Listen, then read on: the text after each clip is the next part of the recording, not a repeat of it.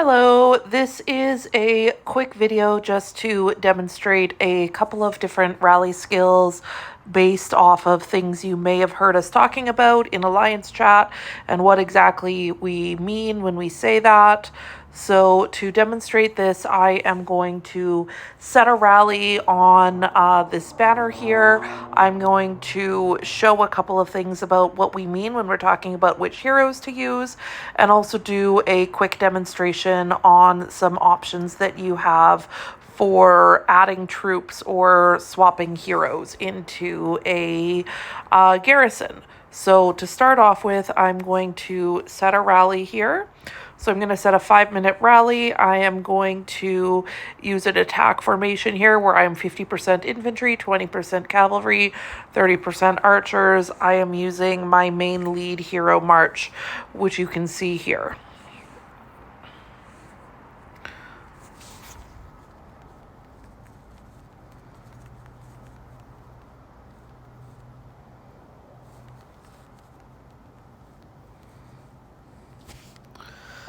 So Chenko and Yuan Wu, the reason that I am mentioning them, if you go ahead and you look here, so this top right-hand skill is always the one that will buff either a rare rally or a garrison. So in this case, Chenko gives a 25% lethality because I have that skill at level 5.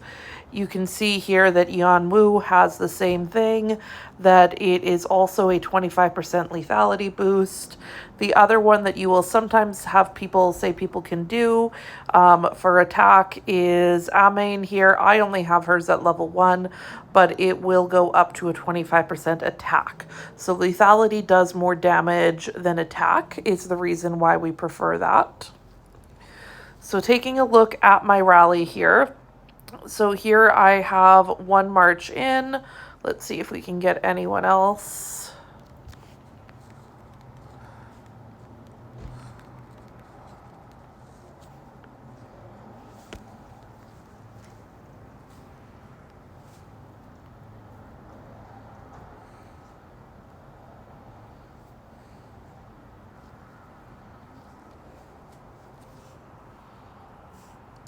I would like to see if we can get one more march in.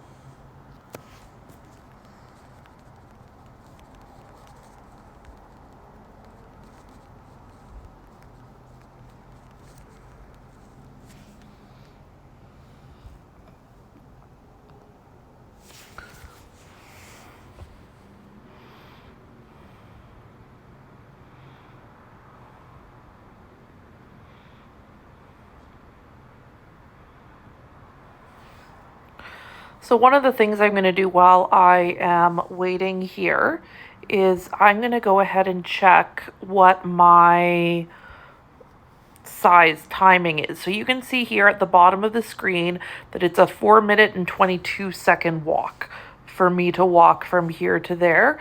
So when you're rallying and when you're attacking, you want to go ahead and check how long is my march going to take to walk to the garrison. I'm going to show you guys why in a moment here. So just to show here quickly, as a rally lead, I have the option to speed up the person who is filling my rally. So I mention this because sometimes in Swordlands or other situations, you as a rally lead may have more speed ups or more gems than the people who you are asking to fill. So you do have the option to speed them up to get there in time for your rally to fill. In this case, it's a 5-minute rally. We have lots of time, so we'll just wait a few more moments here. The next thing that I am going to demonstrate is the fact that when this rally eventually does hit this target here, it is possible for you to, if you are the person who has filled the rally, you are going to want to have your Chenko or your Yuan Wu be replaced with a defensive hero as quickly as possible. And the goal in doing this is to not have that take too long.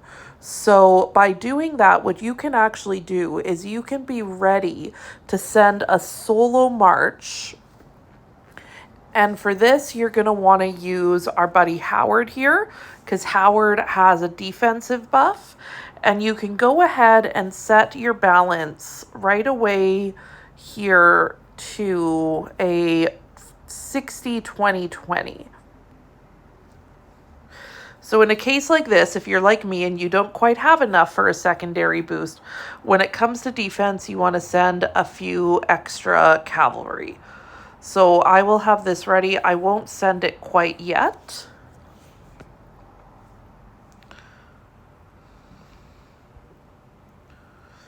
But I'm going to want that march, and this, in this case, pretend that I was not the rally lead, but the person who was filling.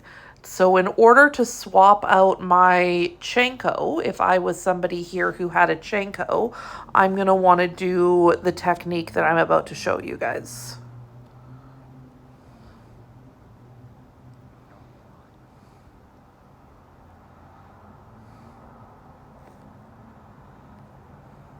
Okay, so my march has started walking. So now that my march has started walking, I know how long it's going to take me to solo. And so now I'm going to go ahead and send this solo march.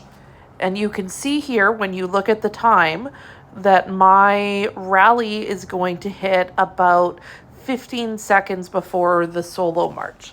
Now, ideally, in a situation where we were going to be fighting someone, you want to have that difference be as short as possible. So if I can get it so that my solo is going to hit only about 5 seconds after the rally hits, that would be best, or as close as you can get it. Because what you're going to do is the second that the rally actually hits on the target, you're going to recall your march immediately. And by recalling your march immediately, the march that you are sending instead is going to take its place. And the reason you want to do this as quickly as possible and as tightly together as possible is remember that in a battle situation, someone else is going to be attacking this. So you don't want to have it sitting empty for any longer than it needs to be. So this is a way that you can literally swap your troops in seconds. So I'll show you this in a moment. Once this hits, what you're going to want to do. But you want to then recall your march as quickly as possible after the first one has hit.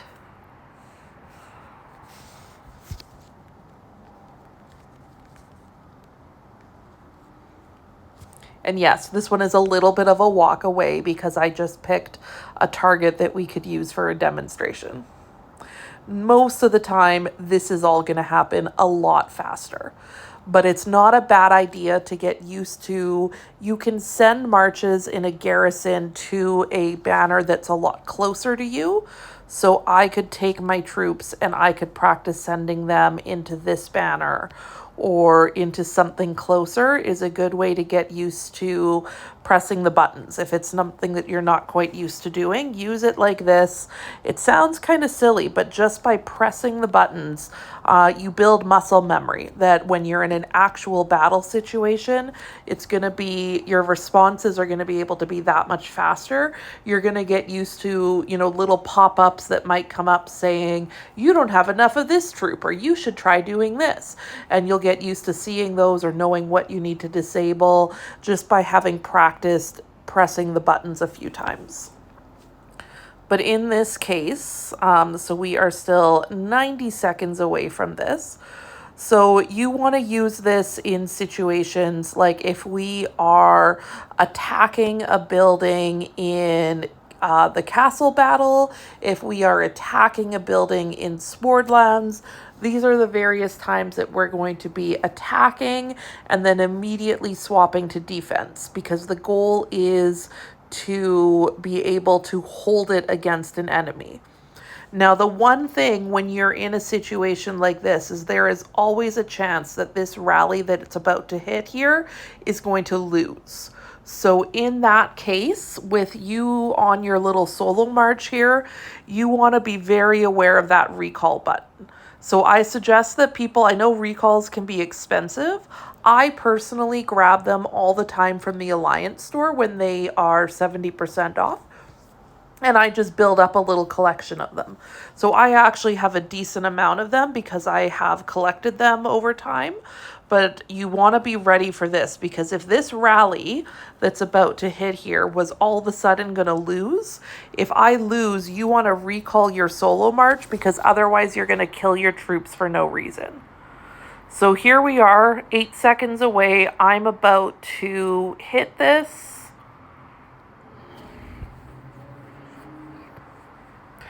And so now that I am hitting this, you can see right in here is the march, and you can see that my solo march is 5, 4, 3, 2, 1, and I'm recalling so that this way, now if you look inside of here, here is Howard. So what happened is, as quickly as that, my march that's now walking home is the one that I used to have inside of here. So this would be your Chenko march.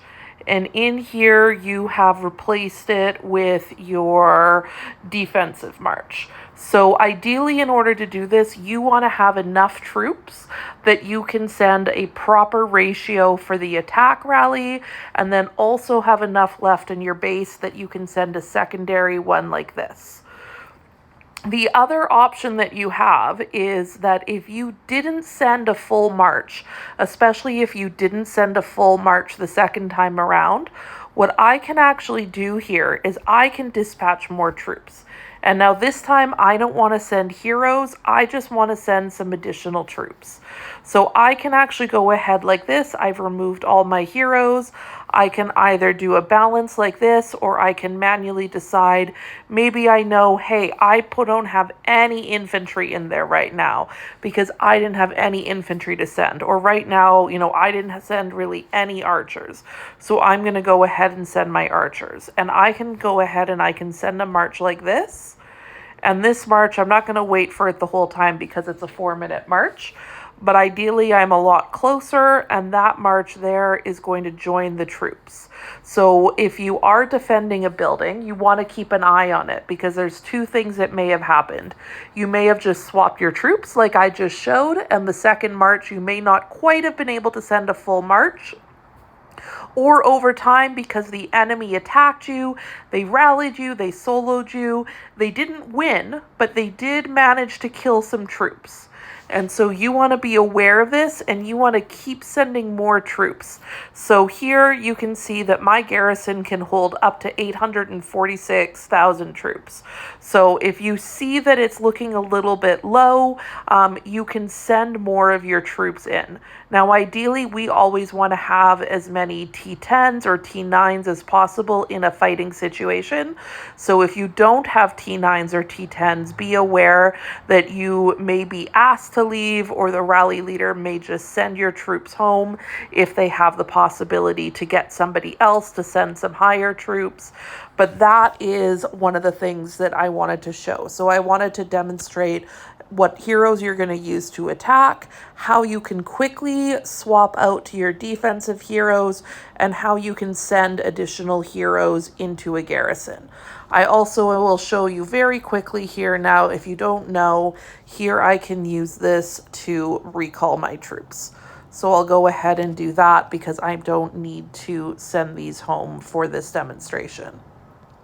The other thing I'm going to quickly do, and this is something that a rally leader and an R4 can do if you weren't aware, is that we can send everyone's troops home.